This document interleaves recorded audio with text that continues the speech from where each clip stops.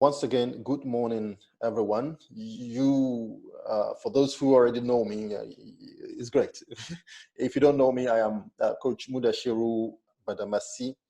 I'm a conference interpreter, member of AICA, International Association of Conference Interpreters. I'm a translator, I'm an entrepreneur, and life coach. Today's topic is blessed parents, blessed children. And let me share my screen. I prepared a PowerPoint for this morning's session. This is the PowerPoint. Just give me a second. We have someone knocking at the door. Let me, okay. So while we're waiting for Mr. McKee, thank you for joining us. Thank you indeed. You haven't missed anything. I was introducing today's topic. Well, so welcome once again, everyone. It's my pleasure to have you on board for this sharing moment, as I said. Today's topic is blessed parents, blessed children. If you can see here, blessed parents, blessed children. And why did I choose this topic? Before I come to that, let me start with the introductory story, as I used to do. I like starting my talks with an introductory story. Today's story is about a school in the Republic of Benin. The school decided to organize a trip to Accra. This is a para-school event that the school decided to organize, as many schools do. And the excursions fee set, which is a lump sum that parents are requested to pay for those parents who wanted to get their children to participate in that trip to Accra, was 250,000 CFA francs.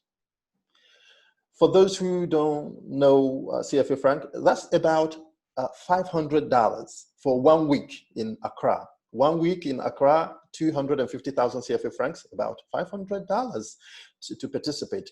The $500 cover feeding, catering for the children. It covers the transportation to and fro Accra. It covers local transportation inside Accra.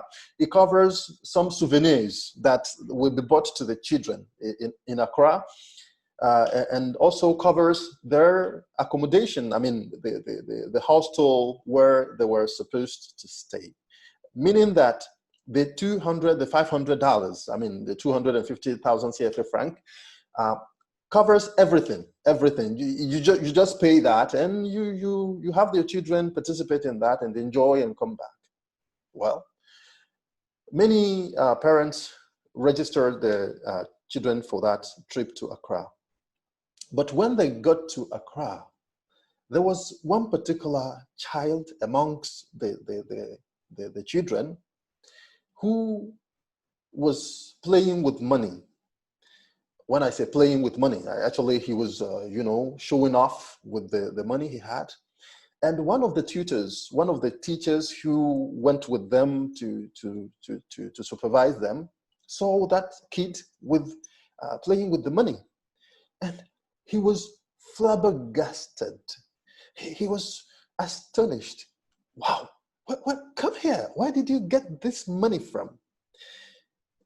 Actually, they caught the child with 3 million CFA francs. 3 million CFA francs, for those, for Mr. McKee, who is with us, that's about $6,000. $6,000 in cash that the kids, and we are talking here about kids aged about around 13, 14, 12 years, because they were in quatrième. Quatrième, that's grade 8, I think, something like that, or grade 9.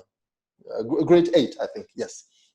So for a 14-year-old kid, caught with 3 million CFA francs, about $6,000, the teacher was, you know, you can see he was trembling, shaking, and they took the money, they seized the money, so to speak, and then got his father's number, and they called his number. They called the father's number with this instance. To cut the long story short, after three or four calls, the father finally took the call, and then, yeah, so who am I speaking to? Yeah, this is the teacher of your son, and oh, sir, we caught your son. So sorry about this. And so what happened? He said, okay, well, we caught your son with 3 million CFA franc in cash. And the father said, oh, is that because of this that you are disturbing me? And he hanged his phone. So that's today's introductory story. Please open your microphones and let's hear what's your take on this, please. Who wants to take the floor? That's the introductory. This is the interactive part of the conversation today. I like to make all my talks interactive, and which is one of the reasons why I share this introductory story. Let me hear your take on this. Who wants to take the floor? Anyone to tell us your insights about this? Hi, Moudachirou. Assalamu alaikum. Good morning, sir. Yeah, Mr. McKee. Yes. Good morning. How are you? I'm good. Okay, actually, this is very, I think, interesting and surprising story. I have never come across or seen or heard of something like this.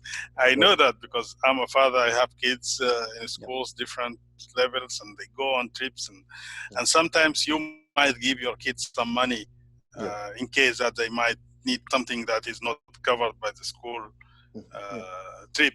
But giving that much of money, I didn't hear of it at all, even not in America or Europe, let alone in Africa. And we know how, So even when you said the $500, that's a lot of money for many families. Yes. So to speak about $6,000, I think, I'm not sure how to describe that, but it's very surprising for me. Yeah. Thank you very much. Thank you for sharing. Welcome.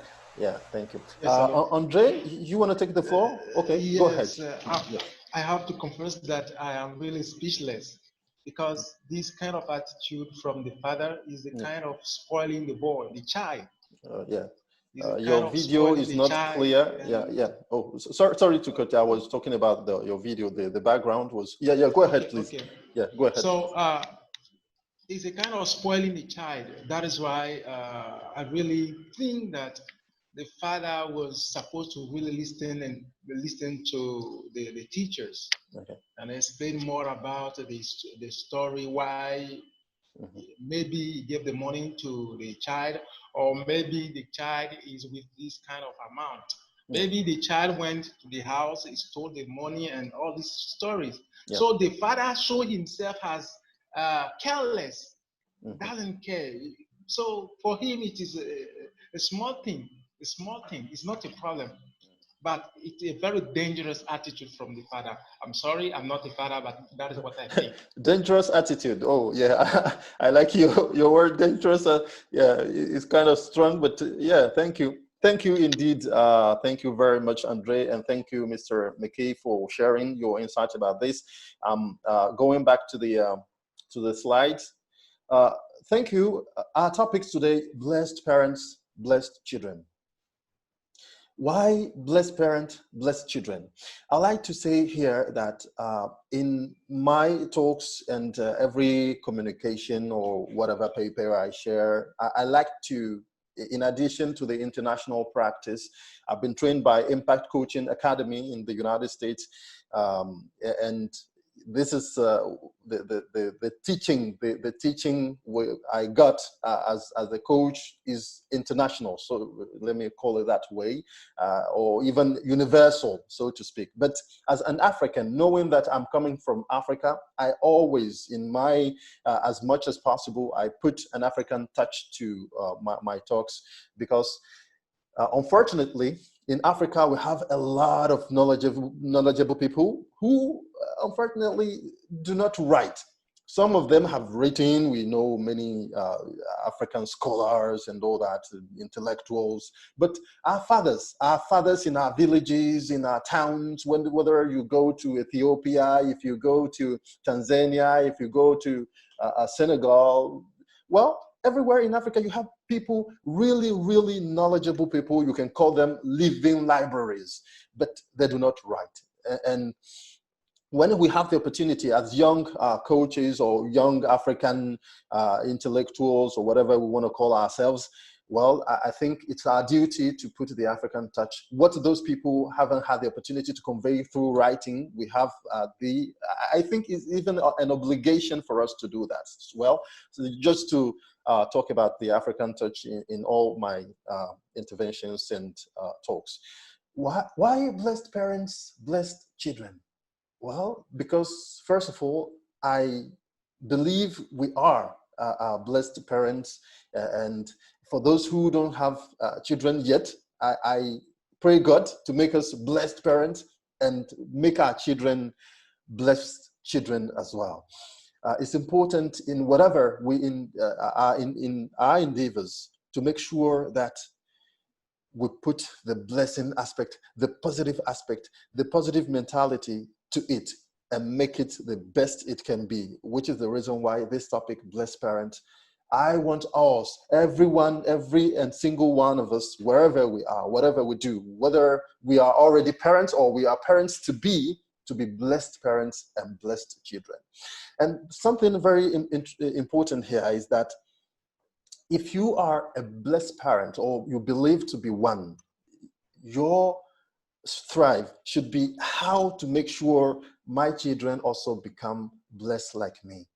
And I believe in the retro effect of a blessed parent, meaning that if you are a blessed parent, you can have a blessed child or blessed children.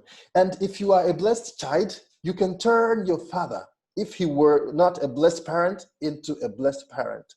Some people in Africa will say that beyond 40 years or 50 years, according to other people, you cannot change someone, you cannot change a person.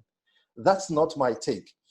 Science has shown us that our brain, there's the concept of neuroplasticity, which means that our neurons, our brain, so to speak, can, turn itself into other, forms, adopt other shapes, and also to acquire new knowledge and give the neurons new functions, which is neuroplasticity or neuroplasticity. And one of my quotes is here. I say it's in French.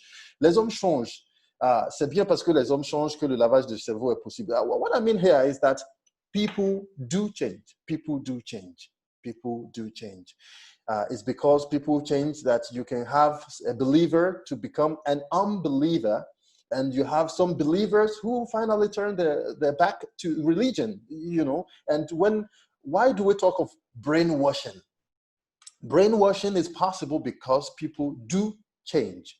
So people changing is possible. It's possible for a blessed child to turn his parents into blessed parents. It's possible for blessed parents to turn their children into blessed children. This nexus is something important I wanted to share. Now, if you are a public figure, your children are a treasury. Your children are a treasury. If you are a public figure, if you say you are a politician, for example, and you have an intervention somewhere in a school or wherever, or in your neighborhood where you have to talk to youngsters, then your children become even more important for you. Turning to them, talking to them, learning from them, you can get a lot that you share as a public figure when you get to the others. Because what happens is, as time passes, with age, there are things that are not our realities, so to speak.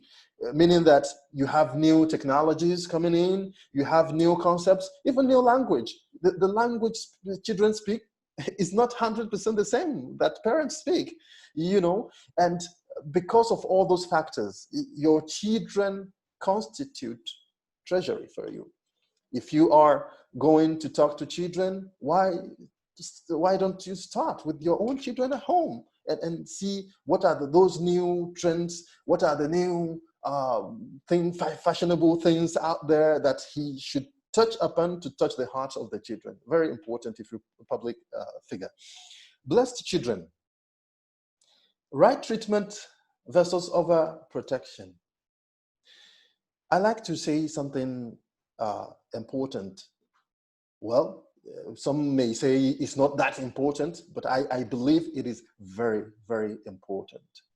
I have a friend of mine who would take, when he visits you and you have your phone on the edge of the table, he will tell you, no, see, this position where you put your phone, if mistakenly you want to get up and your toe, your thigh or your knee touches the table, your phone can fall down.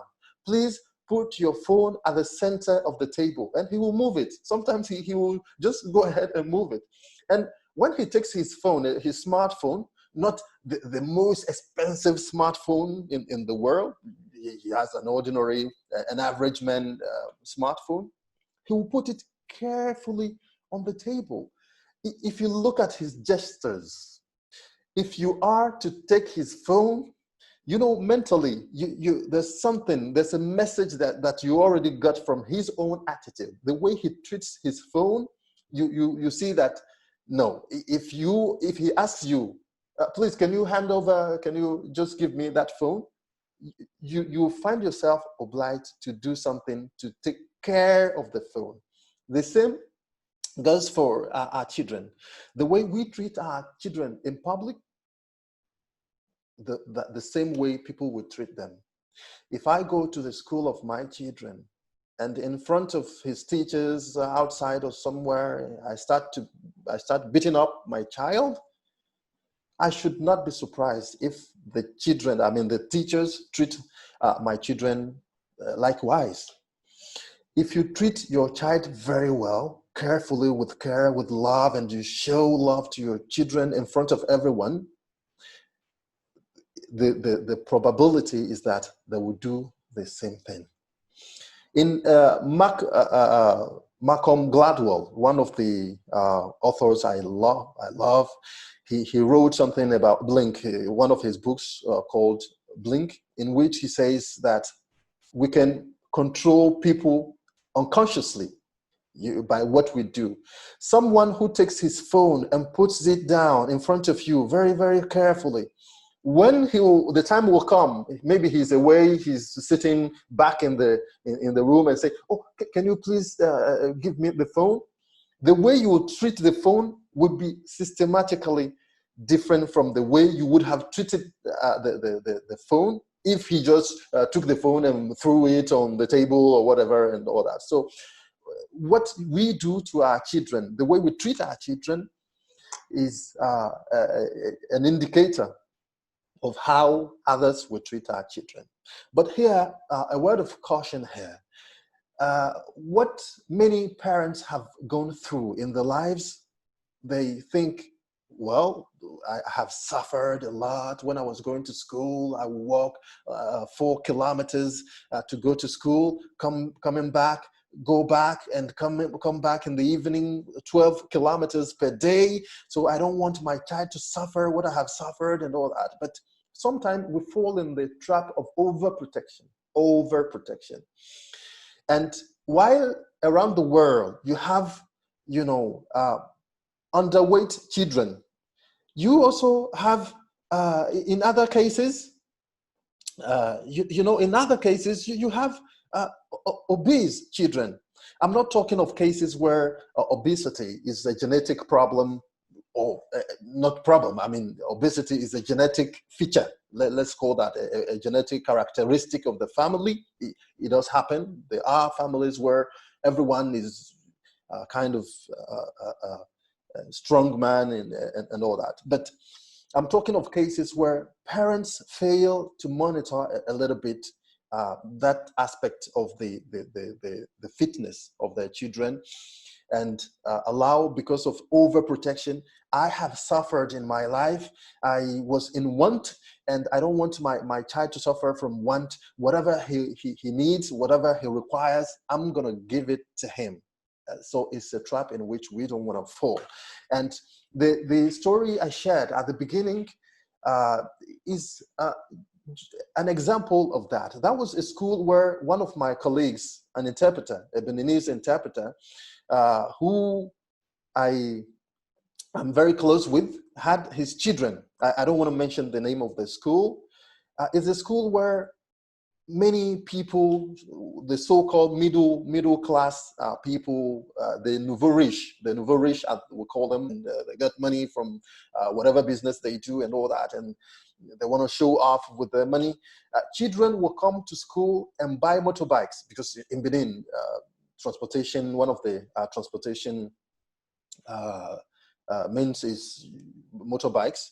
So children will come and buy motorbikes for the professors, the teachers. And a child that you give money to, you make him, live a lavish life. Even if you're filthy rich, does it mean that you should give whatever your children requires? What we forget is that by overprotecting the child, giving him whatever he wants, he just opens the fridge and takes whatever yogurt and whatever to eat, and then finally the child might find himself into obesity, which is another public health problem, even for himself in the future. And you give him money, and finally he doesn't know the value of the money you're giving to him. A 14-year-old child that gets into custody of 3 million CFA francs, $6,000. What respect do you want him to have for his teacher who is making $60,000? That's $120 per month as a teacher. After 5 years studies in the university, he's making 60,000 CFA franc in Cotonou, and you are giving your child, or whether the child stole the money or you gave it to him, there's a problem here with $6,000 for 1 week in Accra for a trip that you already paid upfront, that parents have already paid upfront. As Mr. McKee said, a parent may decide, well, if you go to that trip and they cook food that is not comfortable for you, well, I don't want you to have a running stomach, diarrhea or whatever. So take this small amount of money. We never know, in case you are in such a circumstance, you may buy food and go to a restaurant close by, or get something that you can eat and whatever. That is 100% understandable. But given $6,000, that's, I may call it, I'm putting that in overprotection.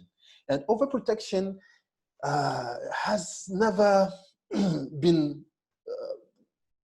very useful for children. There are publications about that. And when you try to overprotect the child, what happens is what another author that I mentioned in the coming slide talked about, Edward de Bono. He talked about operacy as compared to literacy, numeracy. He talked about operacy. We'll come back to that when I get to this slide. But one other question, after talking about the right treatment as parents, we should give our children, while keeping in mind that we shouldn't go into the trap of overprotection, is that, are children an investment? This is a big question, because in the past, in fact, in Africa, coming back to the Africa that I was talking about, my beloved continent, many people were farmers. As a farmer, you needed manpower. You needed strong people who could work with you, to farm with you, work on the farms. And as such, our parents back then needed to have as many children as possible to expand the farms, to expand the surface area where they were cultivating. And because of that, there's a feeling that the more children you have, the richer you will become. the more interesting life will be for your family. And ever since, things have changed a lot. In many countries in Africa, it is true that agriculture still employs about 70 to 80% of the working population, but that number is decreasing over the years with time. And the requirement back then in history, when farming was a kind of noble profession, things are no more the same nowadays. In fact, even in universities, students who study agronomy and agricultural, agribusiness, and whatever you like, are finding it difficult to go to the rural areas to farm. They're studying agronomy to stay in offices, to stay in A-seed, A-seed offices and all that, because people do not find agriculture as a cool profession anymore. It's not a fashionable profession. So to which extent nowadays can anyone say a child is an investment? When you have a child, it's not money that you put to a bank where, okay, 10 years later, I'll reap the fruits of my investment. It is not like that. Nonetheless, when we get old, when we become a member of the senior population, then we might realize that our children are indeed a good investment. When the time comes where your child will decide for you, nowadays where we have new concepts bumping up every now and then, euthanasia and many other concepts that pop up, the time may come where your child will decide for you. And when that time comes, you realize that all the time you have invested in your child is worth the while. Because you may be in a situation, if your spouse, whether you're a man or a woman, where when you outlive your spouse and your children outlive you, what happens after you will be decided by your children. And even while you're still living, if you're suffering from a disease that you can no more talk or do take whatever action, then your children, your successors, as legal people will call it, will have to decide for you.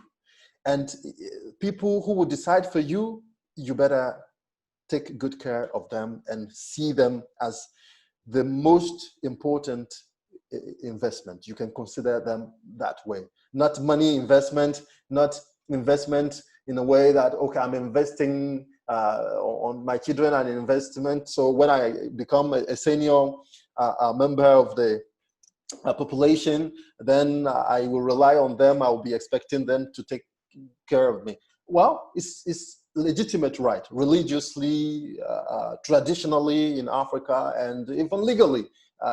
Children have the duty to take care of their parents, which is understandable. But then the investment I'm talking here about is, as you invest in the education of your child, when the time comes, they may decide for you. And even if you decided for yourself, even when you write when you write your will before you die, your children may still challenge your will. So remember that whatever you give your children today, you might reap it in the future. There are cases of middle-class citizens in African countries who send their children to study abroad.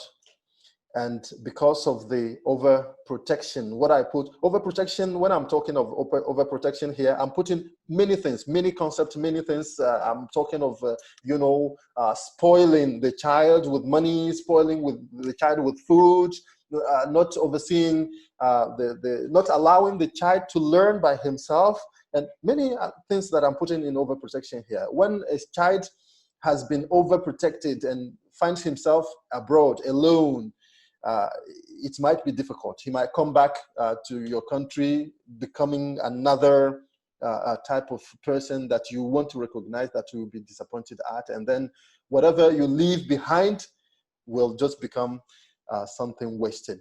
And maybe in your tomb, you will be regretting that.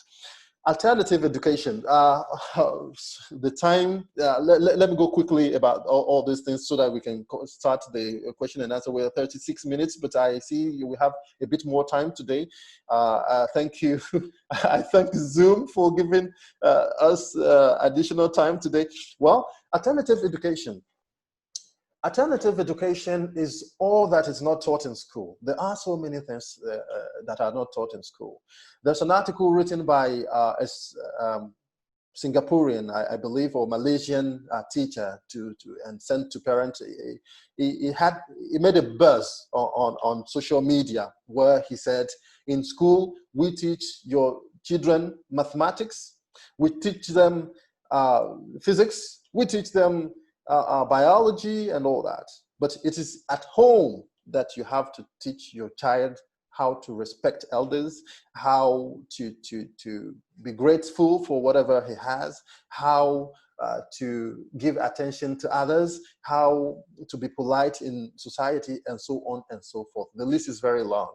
Alternative education, whatever is not taught in school, that's what I mean here by alternative education. It's important as a parent to take care of that, to know that we are the ones responsible for that, and school cannot be a substitute for ourselves as parents. Children learn by copying the world around them. So you better keep your child in a good environment. Not everyone has the financial resources to live in the best neighborhood in the city where he is. But you even if you are in, even if your financial resources allow you only to live in a popular or, neighborhood where you have a lot of people and poor people or poor neighborhood, it's not a problem per se.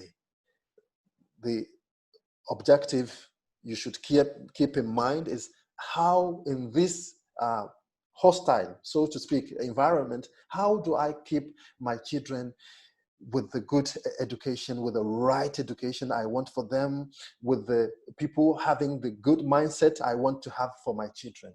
You can still achieve that, even in poor neighborhoods.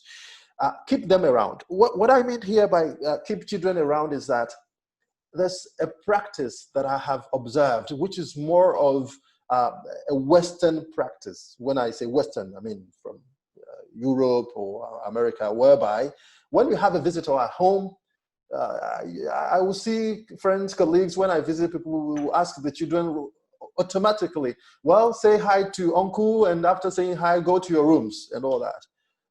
My question is, why? Has we taken time to think of this? Why? If I have a visitor, I have a friend, a colleague visiting me, why will I ask my children, disappear, go to your rooms? Are they, I mean, taking time to even think of it? Why? Is it, am I a drug dealer that I'm talking about drug trafficking that my children shouldn't hear about that? Am I a thief? Am I whatever? So why don't we keep them around? I have seen my father do this. I mean, keep me around whenever his friends came to the house and talking. I would sit by his side there, listening to them. And from time to time, they will call me when the discussions or when they're sharing a story about their own lives and they think they are now talking about, I mean, a sensitive topic like sex or whatever. They will say, Muda, come here, take money, go and buy me cola nuts, something like that. At the time, I didn't understand, but nowadays when I look back, I understand why from time to time, when I feel the story is interesting and I want to listen, I want to have what's good. Then one of them will say, hey, you boy, come, go and buy, give me money, go and buy cola nut for me. Well, even with that, I will go and run, come back very quickly not to miss the rest of the story. But when I come, sometimes I miss a chunk of the story and I'll get only the remaining part. But it taught me a lot. I learned a lot from this. And when you keep your children around, they learn. I'm not saying that people who ask their children to go to the rooms are bad or it's a bad behavior. No. I'm not making any judgment, but I'm just asking us to think about it. If I'm having a friend or even my brother who happens to be their uncle around, what's wrong with keeping them around? They're just sitting there. It's important for children also to listen to adult conversations. When I say adult conversation, sorry, I'm not talking about sex. I'm not talking of pornography or whatever. But what I mean is when elder, senior people are talking, you're talking about politics, you're talking about football, you're talking about Donald Trump, you're talking about coronavirus or whatever. What's wrong with your children being around and listening to that? They learn. I learned a lot from this. This is an African practice that I've seen my father. I would stay around there and all that. In addition to learning, when you keep your children around, when you have visitors, sometimes unconsciously you have feedback. When I say feedback, I'm talking of feedback from your visitors. It's common that someone visits you and say, "Oh, my boy, you grew up. Oh, wow." No, he made a comment. Innocent comment, innocently. He'll make a comment, but that comment is the feedback for you as a father. Oh, wow, you can talk a lot now. You talk a lot or something. It's innocent comment that your visitor makes, and that, it rings a bell in your head. So, oh, he said, oh. Sometimes some people, amongst our visitors, we have people who can control their tongue, so to speak, and others who don't. They don't care. They just say whatever they think. When your children are around, don't be afraid of what they will say. And here I want to pay tribute to parents who have disabled children. I want to pay tribute. It's not easy at all. Parenting is a difficult task in itself, but when you do it with love, you love your children, you don't find it difficult. But parenting for children with disability may be even more of a tough job. And I once again pay tribute and pay homage to people who have disabled children. Direct teaching, let me just take 1 minute to wrap up all the direct teaching is what you teach directly to your child. In addition to keeping them around, just listening like that, they're learning passively. You might think of having sessions where you really teach them things. I insist on things they are not taught in school, because I believe school is taking care of what school can take care of, but as a parent, you can take care of what is not taught in school. General knowledge, money and finance, operacy, that I talked about, Edward de Bono in his book, Teach Your Child How to Think, and creative thinking. And, when we start the question and answer, I may come back to that. And Edward de Bono did say in his book that wisdom can be taught. Wisdom, remember, can be taught, as he said. I believe what he said. Organizing talks to them. Organizing talks is a concept I started when I was back home in Benin. I will invite some friends and colleagues from different backgrounds, like say a lawyer, and say my friend, he's a lawyer, he's a member of the bar association. I will invite him to the house and say, my friend, colleague, please, next weekend, are you free to come to the house and have dinner with us? Oh, yeah, I'm free. Well, you're free. I'm not having you pay for the dinner, but what I would like is, I organize talks to my children. What I mean is, when you come over the dinner or after or before the dinner, you just take 5 to 10 minutes. It's not something academic or whatever. 5 to 10 minutes to talk to us about your profession, your difficulties in your profession, the interesting, the exciting things in your profession. How did you decide to go to that profession? And for someone who wants to become what you are a lawyer, you are a medical doctor, you're a physician, you're a surgeon, you're a pilot.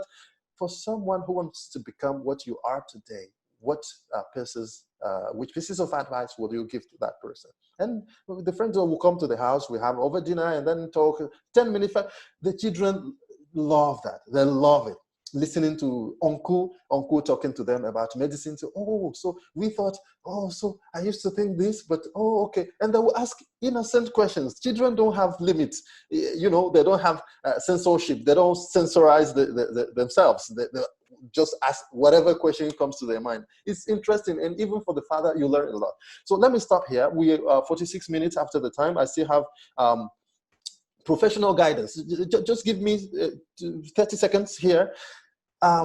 Nur Sultan Nazarbayev, that's the president of Kazakhstan. In a recent event, he said, up to 2030, let me just read out what he said. According to experts' forecast, about 60% of professions will disappear in various spheres, and more than 180 new professions will appear simultaneously.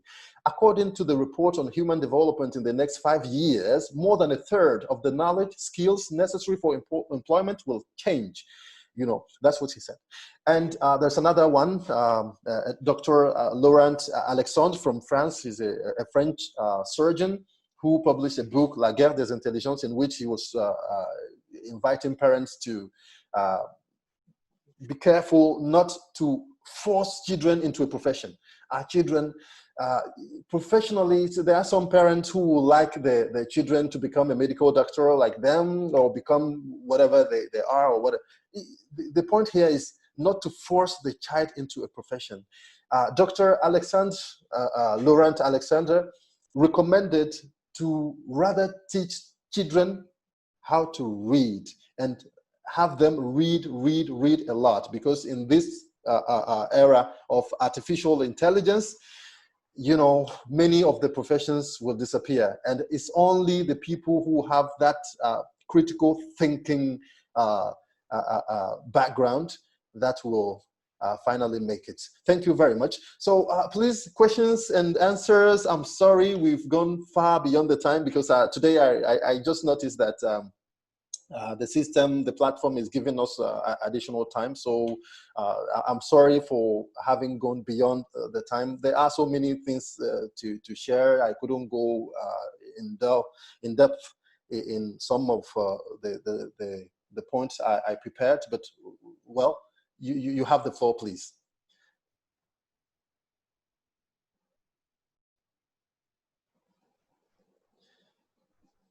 Hello, anyone who wants to take the floor? Okay. Assalamu alaikum. Wa alaikum salam. Oh, yes, Dr. Maki. Yes. I waited a little bit to give the opportunity to someone else to talk. Yeah, but please go ahead. Yes. If there is no one who I would like to share. Okay, yes, first please. I would like to thank you for your very informative talk. I think as a parent, I relate with almost everything you mentioned. And I think it's important to have these discussions going on and to learn from each other's experience. I'd like to comment on a couple of things. First, yes, the last point you mentioned of letting people, kids sit with adults and listen and learn.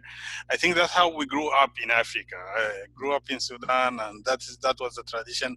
You come, you listen, you help with the food, you bring food to the elders, and you listen to their conversation. You learn a lot of things. Exactly. Stories, wisdom, and some things you hear, you don't understand them at that time. Yes. Many years later, you remember why they used. For example, I remember whenever our parents and uncles, grandparents, if you come with a friend, they would start asking the friend, where are you from? Where were you born? What's your tribe? And we used to be annoyed by that, because why they were asking all these questions? He's my friend, that's it. But then later on, when we grew up, we found this is a way of networking. People know when they ask you about it, then they tell you, I know your father. I know someone from your village, I know, and so on. Yes. So this is how people used to connect, used to know each other, etc. Yes.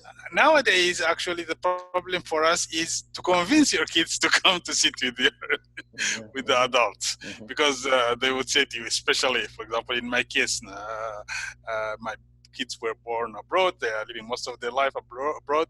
When you ask them to come to say hello to your friends and sit with them, they might come and say hello, but they wouldn't want to stay. They say to me, "They are your friends, they are not mine."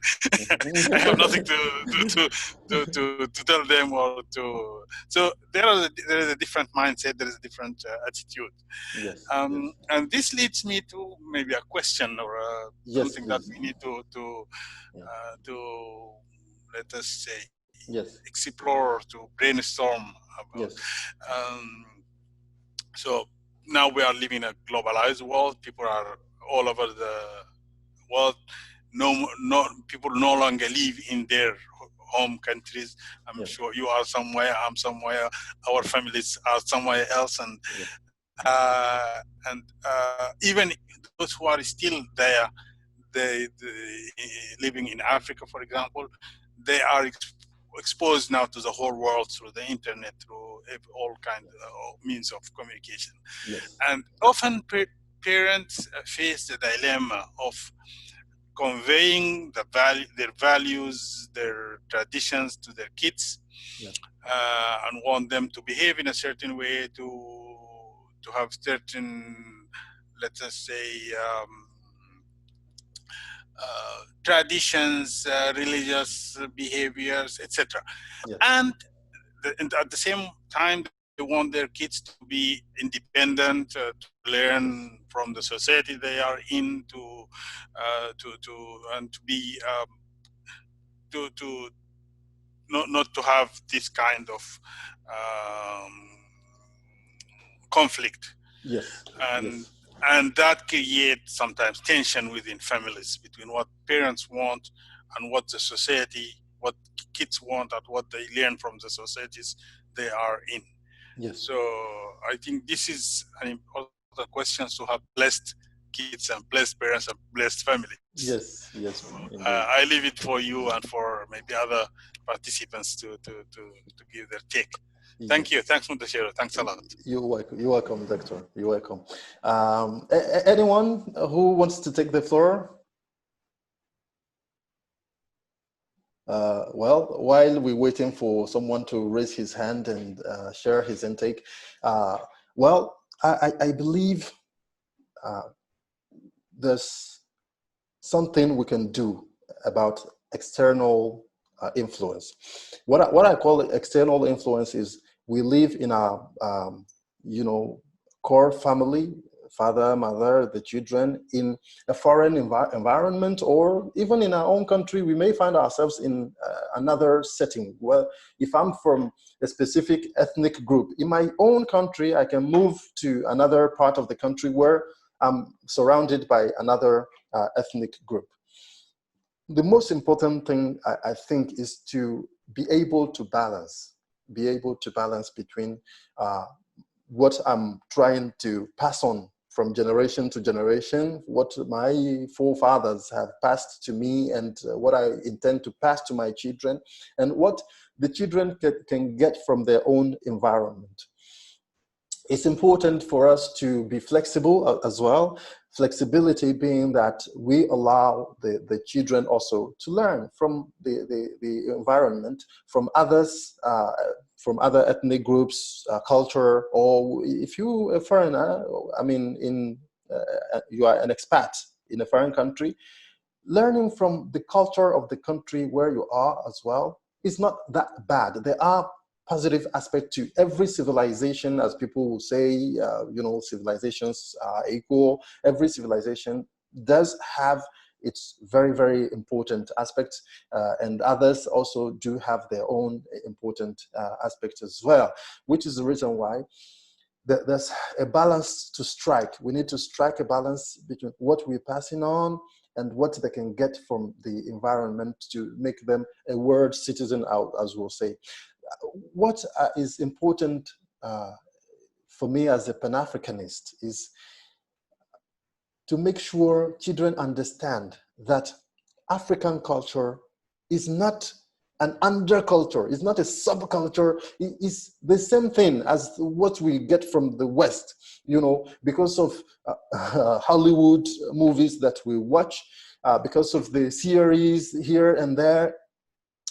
People, our children sometimes tend to think that everything coming from the West is necessarily better than whatever we have in our own cultures. That's the idea we need to deconstruct to the extent possible, and God will help us in that endeavor. Thank you very much. We are 4 minutes to 12. That's Cotonou time, and 4 minutes that's the session in French will start. For those who want to join us for the French session, please, you're welcome. Yeah, feel free to join us for the French session. And for those who want to stop here for today, it's fine. Thank you very much for being here. And tomorrow's topic is the truth about entrepreneurship. And tomorrow we'll be having two guests. One is the one we had yesterday, mentor Eli Wesu. And we might be having also a special guest from Senegal, Coach Awa Ndoye, l'Africaine. She likes to be called l'Africaine. She's a lady I appreciate a lot. I have much respect for her. She might be joining us. She didn't confirm yet, but she hasn't confirmed yet. But Coach Eli confirmed he will be around just to share a little bit and all that. So see you tomorrow for those who want to join us for that. There's the truth about entrepreneurship. And for those who want to stop here for today, thank you very much. So see you in the French session. Thank you.